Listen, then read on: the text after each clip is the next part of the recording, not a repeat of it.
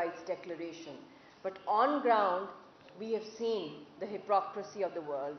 We've seen the criminal silence or the selective conscience of the world, and quite conveniently turning a blind eye to the global marginalized communities. Focusing not just on the issues within Pakistan, because when you are studying in such high-powered educational institutes, your mandate should not be localized, it should not be nationalized or regionalized, rather it should be globalized, because we are living in an era of globalization. And through that, naturally, if there are pros, there are cons, and we have seen that in many ways our voices can be heard due to digital technology, due to the geo-economics or global economies and global peace and global security issues. But at the same time, what we have witnessed, sadly, in the 21st century, no matter how advanced we've gone, that the weaker castes or the marginalized communities within the world, we've seen in this new world order, that they have become rather weak in their say, because they have been pushed into the unorganized sector of the world. And I myself personally, because my family, we are leading one of the oldest pending conflicts on freedom struggles according to the UN agenda, and it is a struggle for the right of self-determination for the people of Kashmir. And we have a mandate, we have over a dozen UN Security Council resolutions that guarantee our indigenous right to freedom. When we talk about marginalization, or we talk about people who are not being heard, or communities or segments of the society, then I think the most vulnerable and the most targeted communities facing the worst crimes ever committed on mankind throughout history are the people of Kashmir and Palestine. We have seen, we have witnessed crusades in the past, World War I, World War II, even before that. But right now, what we are witnessing, what challenges we are facing, especially in Kashmir, which I don't think we have ever witnessed in any war zone or in any battle, that there is a nation which is completely defenseless, which doesn't have a defense system, and it is combating the highest occupational forces of the world. And at the same time, what we are seeing right now in Palestine, the resistance forces that you have there, you have Hamas and others, that they are working on ways of physically defending their soil, and for that they are challenging the writ of the state of Israel. Yet we are seeing the response that's coming from Netanyahu, or the threats we are witnessing right now is so shocking, and it's something which the Palestinian people have been suffering in the past, but open threats that we're going to transform this into rubbles. This is what the Israel is saying, and they are going to do carpet bombings over there on a nation which is already, in the past few days, has reoccupied many regions of Gaza, which was turned into West Bank by the occupation of Israel. Because I'm talking to university level students, it is not going to be a talk on emotionalism, or a talk about generalization. What we need to focus right now is that Kashmir and Palestine being the most marginalized communities in the world, and Kashmiris being even more vulnerable than the Palestinians, because at least the voice of the Palestinians is being heard. There's no water there in Gaza right now. There's no light over there. Schools and hospitals are being demolished by the state of Israel. And the world, especially, it's a tragedy that the Western world has completely sided with the narrative of the state of Israel, that the resistance forces are doing terrorism. But let's get facts straight. According to the UN also, recently during the UN sessions, the UNGA sessions that were going on, there was the UN Secretary General also mentioned that 150,000 Palestinians have lost their lives because of this conflict and because of attacks on them. And we witnessed a moment of silence also yesterday by the United Nations. But is that enough? Are these lip services or these things enough for us? When will we practically see action?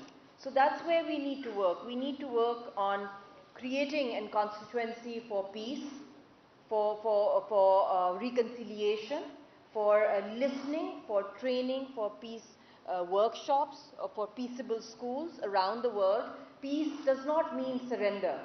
If people think that there is a peace pact, that they have given up on their struggle, no, not at all, because we have seen numerous confidence-building measures between India and Pakistan also during various dialogues, Indo-Pak dialogues. Yet, we have each time seen that India has backed out of those dialogues. But the problem is that when you have to reach towards a solution, there are steps that you take. Sometimes you take baby steps. Sometimes the situation is so urgent that on war footing, you have to save Kashmiris or the Palestinians from war footing and from genocide. So in those kind of situations, I think I could go on and on about the marginalized communities all over the world and even within Pakistan and speak about interfaith harmony, but just a few days back when I was going through the current global scenario, I realized that there is one factor which maybe we could, as academicians, as scholars, as professors, as thinkers, could work on, could create a new form of reconciliation measures. Because it's not like what is written in the book will always be applicable. Times keep changing. We have sudden challenges. We don't know how to react to them. So that's where great minds intervene. Genius minds come forward. They do brainstorming and they come forward, and I requested the Vice Chancellor Sahab also that kindly if you could establish a specific Kashmir society, and he was more than welcome. They already have societies working here, but I desire that one we should have specially focusing on the plight of Kashmiri people, and we want a mini think tank. We want ideas, because now it is a world, it's a battle of ideas. That is the biggest jihad. That through ideas, it's not about weaponry also, physical weaponry. It's about how you can make your ideas for change, as agents of change, of agents of peace, of agents of inclusivity, to bring ideas to save the world from any greater catastrophe. Because if God forbid, right now, peace activists, scholars, academicians, politicians, civil society, human rights activists, youth, students do not come forward to work as a constituency of peace, I'm afraid what's happening in Ukraine and Russia, nuclear codes were exchanged between India and Pakistan on 27th of February 2019. We were very close towards a micro-nuclear exchange, and chances are very high. The way the election year is coming for Modi, he can go to any extent. And what is happening in Israel, Palestine right now. So where are we heading? One micro-nuclear exchange, the world is eroded. Almost 3/4 of mankind will be affected. Global famine, global ice age, so many things can happen. So that's where we need to really start thinking that how can we go forward. And I have a small proposal which I will be sharing globally also, we are working on that, is my deep desire to work towards interfaith harmony. Interfaith harmony for me right now in this context of global peace and global securities and global economies stands for the most marginalized communities. And in that, I think the key stakeholders of the various religions in the world, because every religion, end of the day, talks about humanity, talks about brotherhood, and all these things are part of their main core principles of religions around the world, be it Judaism, be it Islam, be it Sikhism, be it Christianity, be it any other religion, be it Hinduism. Generally, they all talk about mankind. So on that basis, right now, that iron is hot, we need to work on creating an environment of sending peace delegations, be it to Egypt, for the injured people of Palestine, be it to the global, not the global political leaders, because I think this political system is also dying down globally, the current one, because from unipolar world, we are moving towards a multipolar world. And nobody is taking ownership of such chronic conflicts. And don't think that you're sitting in Faisalabad, you won't be affected by it. The whole world order will be totally, it will change, and there will be nobody taking ownership of that change, which is going to be disastrous.